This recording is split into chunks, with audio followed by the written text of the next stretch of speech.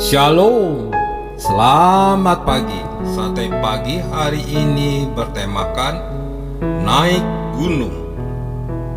Firman Tuhan terambil dari Lukas pasal 9 ayat 28 sampai dengan 36. Ketika ia sedang berdoa, rupa wajahnya berubah dan pakaiannya menjadi putih berkilau-kilauan.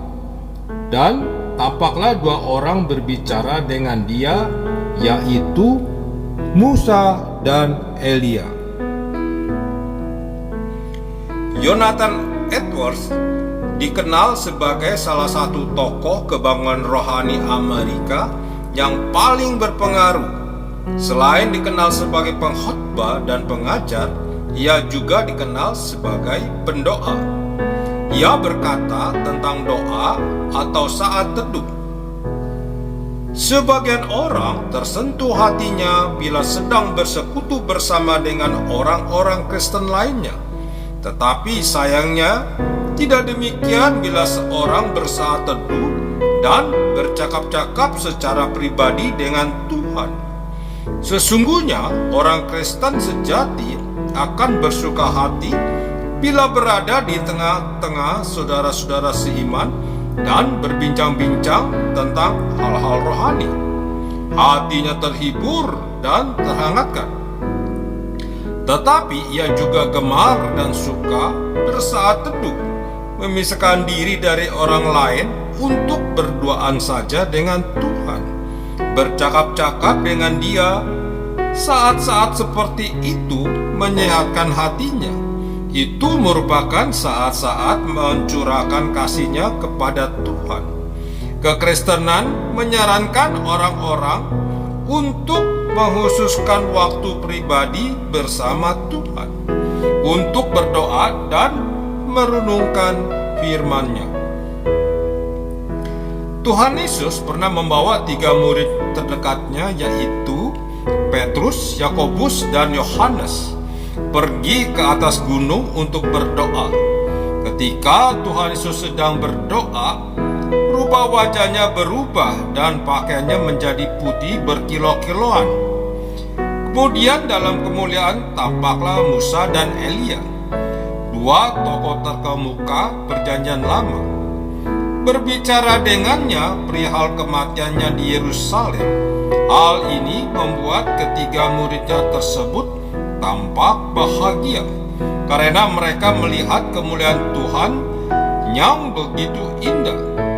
Itulah sebabnya Petrus ingin membangun 3 kemah di gunung tersebut, 1 untuk Tuhan Yesus, 1 untuk Musa, dan 1 lagi untuk Elia. Bukan hanya itu, sementara Petrus berbicara, datanglah awan menaungi mereka.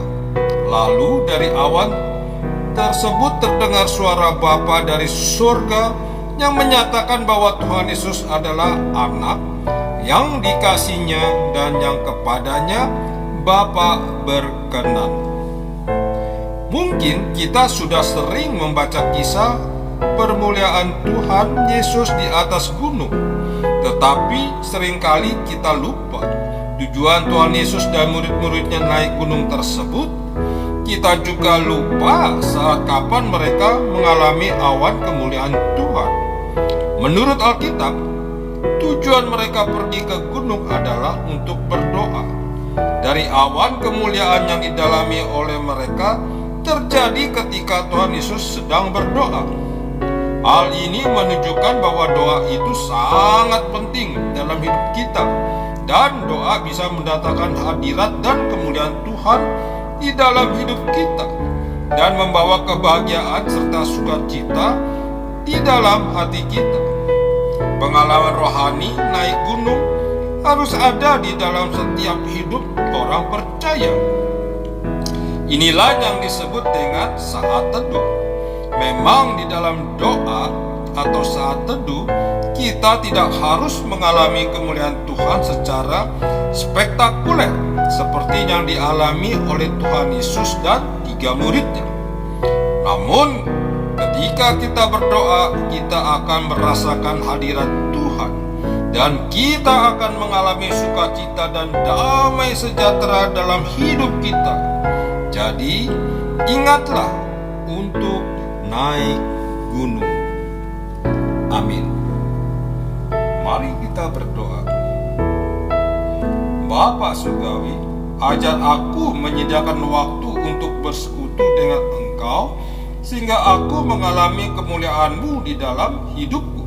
Di dalam nama Tuhan Yesus, aku berdoa. Amin.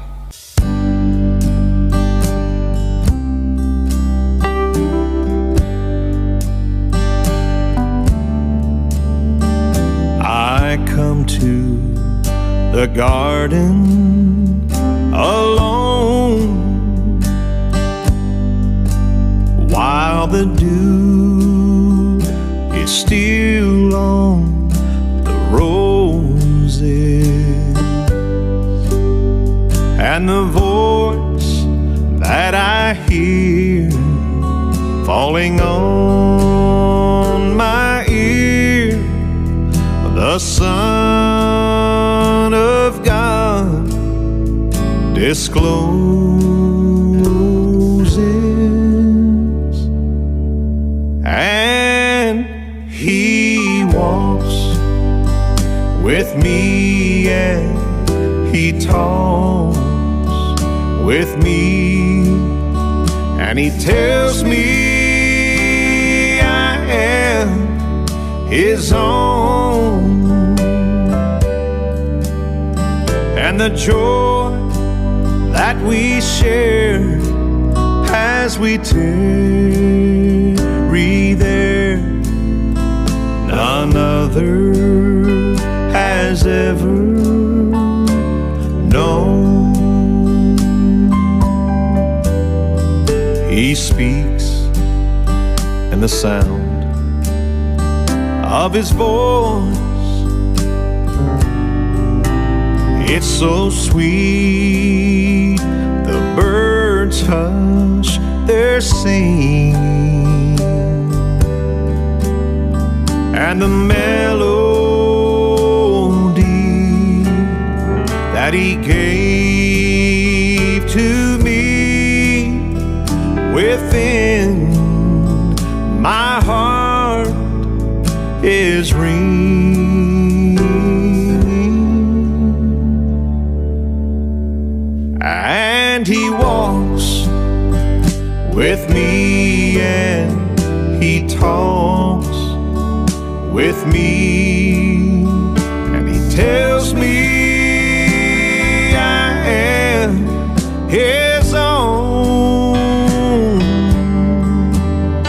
and the joy we share as we tarry there, none other has ever